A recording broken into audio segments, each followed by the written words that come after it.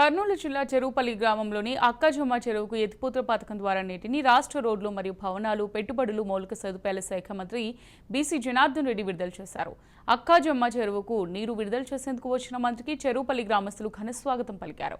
TDP పాలనలో పుష్కలంగా వర్షాలు పడడం, గత 5 ఏళ్లు నీళ్లు లేక ఎదుర్కొన్న ఇబ్బందుల నుంచి నేడు నీళ్లు కావాల్సిన లభించడం జరిగిందన్నారు మంత్రి బీసీ జనార్దన్ రెడ్డి. ఈ ఎత్తిపోతల పథకం ద్వారా 126 ఎకరాల ఆయకట్టు సాగునీరు అందిస్తున్నట్టు మంత్రి పేర్కొన్నారు. అనంతరం మోటార్లను స్విచ్ ఆన్ చేసి అక్కజొమ్మ చెరువుకు నీటిని విడుదల చేశారు. కార్యక్రమంలో ఇరిగేషన్ అధికారులు, గ్రామస్తులు, పార్టీ కీలక నాయకులు, కార్యకర్తలు పాల్గొన్నారు. గతంలోనే తెలుగుదేశం ప్రభుత్వం 2,28,30,000తో 30 లక్షలతో దీన్ని శాంక్షన్ చేయడం జరిగింది.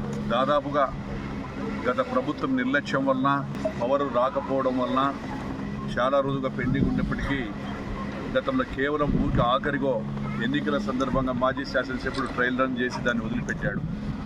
అప్పటికి కూడా అసంపూర్తిగా మిగిలాయి చాలా పనులు. ఏది ఏమైనా ఈరోజు గత ప్రభుత్వంలో మేము తెలుగుదేశం ప్రభుత్వంలో నాడు Akkajomma Cheruvu, Sangapatnam lift irrigation, Durreru lift irrigation తీసుకొచ్చి ఈ ప్రాంతంలో ఈ యొక్క పొలాలన్నీ కూడా సస్యశ్యామలంగా ఉండాలనేటువంటి ఉద్దేశంతో తీసుకురావడం జరిగింది.